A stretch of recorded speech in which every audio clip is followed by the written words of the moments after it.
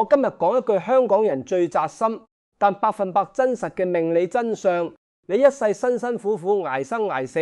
節衣縮食都存唔到大錢，絕對唔係你唔夠努力，亦都唔係你運氣天生差，而係你一生都靠正財硬捱，從來冇激活過自己嘅偏財運，更加唔識睇自己身上嘅橫財特徵，導致明明有天降財運、意外收入擺喺面前，你都白白錯過拱手讓人。好多香港朋友一直誤會，以為偏財就係炒賣投機賭博搏一把高風險冒險，其實喺玄學命理入面，偏財先係普通人發達嘅關鍵。正財係你返工捱時間、捱體力、捱辛苦換翻嚟嘅固定人工，只能夠養家糊口、解決溫飽，永遠發唔到大財。而偏財係無勞多獲、被動得財、意外進帳，包括公司額外年終花紅、舊客戶介紹嘅新單分紅、閒時副業兼職嘅外快穩健理財嘅被動回報、親朋好友嘅無端贈與、抽獎獎券嘅小中大獎，甚至係人際緣分帶來嘅免費機會、省落嘅大筆使費，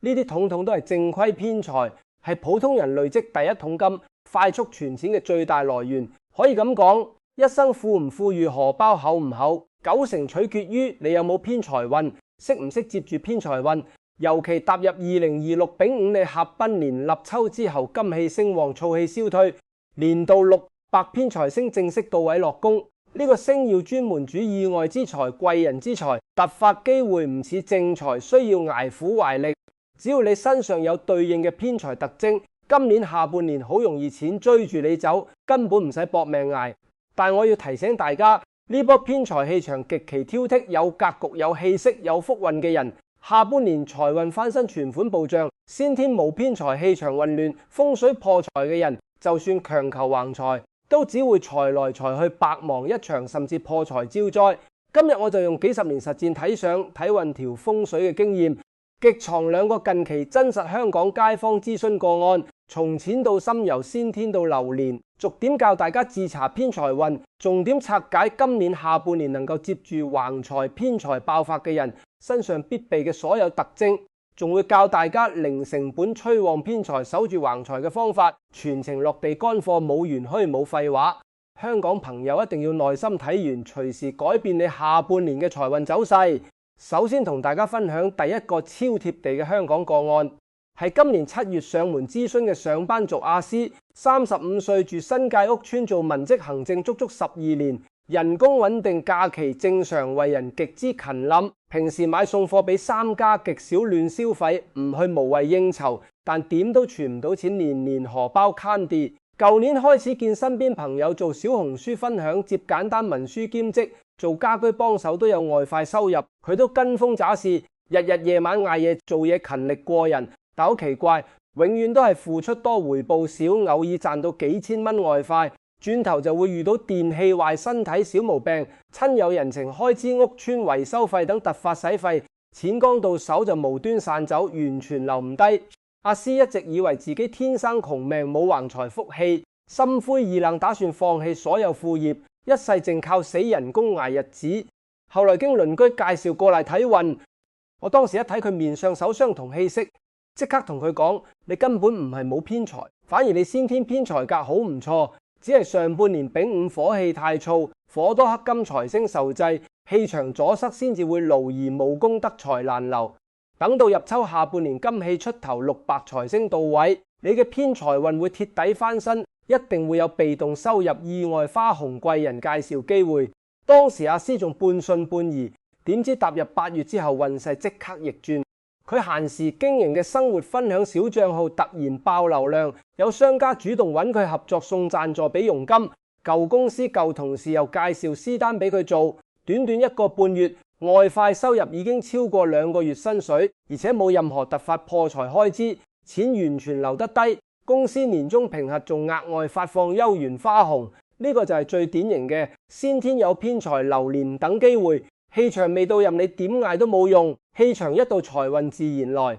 再同大家講一個強烈對比嘅真實個案，43歲嘅開鋪老闆阿基喺旺角開小食鋪8年，為人能捱能苦，開鋪時間極長，做生意都算老實公道，但一直以來生意只能夠維持基本開支，難有盈餘積蓄。佢眼見身邊同行閒時做外賣推廣搞時刻活動引流，偶爾接到團體訂單，多好多橫財收入，於是佢都跟風亂投資亂搞推廣，盲目進貨，結果次次踩坑，要麼推廣冇效果白費錢，要麼進貨滯銷蝕本甩賣，偶爾賺少少錢，轉頭就會遇到鋪位維修食材報銷客人拗數破財，8年落嚟不但冇存到錢，仲有少少低損。我幫佢拆解格局之後就講得好直白，阿基先天命格正財尚可，但偏財星微弱無財富 hold 住錢，屬於典型只適合穩守正財，不宜主動求橫財嘅格局。呢類人唔係唔勤力，而係自身氣場偏弱，扛唔住投機性主動性嘅橫財，越係探求意外之財，主動甩偏門收入，越係破財連連得不償失。兩個真實香港街坊個案貼底話俾大家知，偏財從來唔係運氣隨機，而係有先天格局、後天氣息、流年星曜、家居風水4重標準可以自查，有就順勢發財，冇就穩守積福，絕對唔可以亂來。接落嚟我逐點拆解普通人靈門一自查偏財運嘅核心乾貨，再重點講2026下半年偏財爆發嘅專屬特徵。第一就睇面相，3個最直觀最準確嘅偏財面相，人人對鏡就睇到。首先睇鼻相，面相舒雲，鼻為財白星主，一生進財守財。真正有偏財運嘅人，鼻龍挺直順暢，山根無斷紋無凹陷無疤痕破相，鼻亦飽滿眉張厚實有肉。呢種鼻相除咗正財穩定，最關鍵係氣場開放，能夠承接八方雜財、意外之財、貴人之財，特別容易遇到人帶路送機會送錢財。反之鼻翼緊閉收窄，鼻頭肩夫發黑，鼻孔大小不一，鼻上有紋痕疤痕嘅人，氣場封閉，財氣難入，一生只可以靠雙手辛苦賺錢，極難有意外橫財，就算偶爾得財都會快速散走。跟住睇太陽優，亦即眼尾對上眉尾下方嘅位置，呢個部位專門掌管人緣、貴人、橫財名氣，係偏財運嘅核心觀察位。有偏財福氣嘅人，太陽優飽滿隆起，皮膚混雜，有光冇雜亂細紋，冇惡痣，冇暗瘡反覆發作。呢種面相嘅人天生人緣好，貴人多，身邊總有人願意帶佢揾錢，分享資源，介紹生意。下半年呢個位置一旦透出淡金潤光，就係偏財到位，即將發財嘅強烈信號。最後睇雙耳同下巴，耳朵厚實有肉，輪廓完整，耳垂飽滿下垂嘅人，先天腹部深厚，立財能力極強，善於接住無端之福、意外之財。下巴圓潤飽滿，地庫豐厚嘅人，中年之後財運大旺。尤其今年下半年步入秋季，土生金，財氣有緣，中年朋友偏財運會迎來高峰期。第二睇手相，兩條核心紋路直接判斷你嘅橫財厚薄能否守財。第一條就係無名指正下方嘅橫財線，亦叫幸運線、外快線。呢條紋路深直連貫清晰，冇斷裂、冇倒紋、冇雜線干擾，就係標準上等偏財手相，代表一生橫財不斷，外快常來，投資穩健有回報，容易中獎得財。如果橫財線上出現三角紋，代表短期內會有一筆突發性大橫財；出現方形紋、格子紋，代表得財之後可以穩穩守住，唔會無端破財。反之，橫財線斷斷續續、模糊不清、雜紋串擾到民眾多，代表橫財有得嚟冇得留，賺多少散多少，完全存唔住意外收入。第二條就係太陽線，由手掌月丘位置升起，直直通向無名指太陽丘，線條順暢完整，無阻斷無雜紋嘅人，靠口碑、人緣服務、副業發橫財最易，特別適合香港而家流行嘅自由職業、中介服務、網絡創作、接單從業呢類手相嘅朋友，今年下半年6白財星助運，橫財機會比平時多3倍以上，只要肯輕輕詐試，一定有額外收穫。第三睇氣識睇精，呢個係流年最靈驗最即時嘅判斷方法，比面相手相仲準。先天有偏財，下半年運氣翻身嘅人，入秋之後印堂、鼻頭、太陽丘3個位置，會自然透出溫潤淺金亮光，氣息溫暖柔和，唔灰唔暗唔青唔枯果，而且個人精神狀態極佳，頭腦清晰，反應敏捷，靈感爆棚，經常會有突然嘅賺錢念頭，準確嘅投資直覺，身邊賺錢機會主動靠過嚟。反之，下半年偏財無望，甚至容易破財嘅人，多數印堂灰暗，鼻頭發烏面，青純白，氣息枯槁，成日精神笨廢，懶散乏力，思維混亂，就算有橫財機會擺面前，都會因為判斷失誤、懶惰、拖延白白錯過。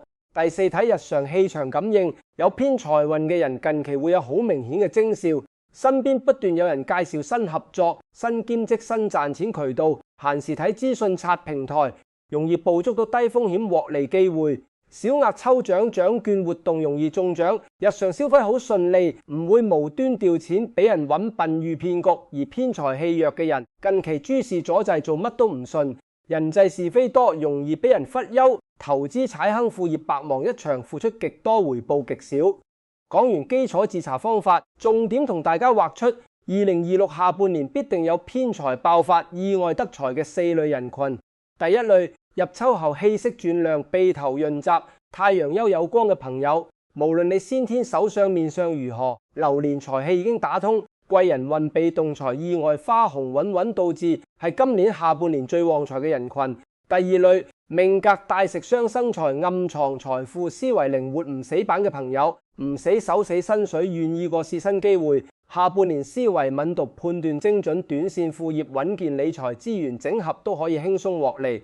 第三類，屋企正北方位長期乾淨通透、光線充足，冇雜物堆積、冇垃圾桶弱氣嘅朋友，今年6白偏財星飛臨正北方位，乾淨等同財位打開，自然吸納四方意外之財。第四類，為人心胸寬厚、樂於助人、口德端正、少抱怨、少計較嘅朋友，福報厚重、氣場純正，偏財最中意依附善良有福之人，下半年極易無端得財，受人提攏，意外獲利。同時都要鄭重提醒，下半年呢3類朋友千祈唔好強求橫財，越貼越蝕，強求必破。第一類，長期熬夜、氣虛神弱、印堂灰暗嘅人，自身氣場虛弱，扛唔住財氣，得財必耗，財來財去。第二類，手相橫財線斷裂、賭文滿布嘅人，判斷力容易失準，投機極易踩坑乖本。第三類，屋企正北雜物堆積、陰暗潮濕、霧氣甚漫嘅人，財氣受阻、煞氣囤積，強求橫財只會招是非破大財。好多朋友疑惑自己明明有偏財格局，點解上半年完全冇收穫㗎？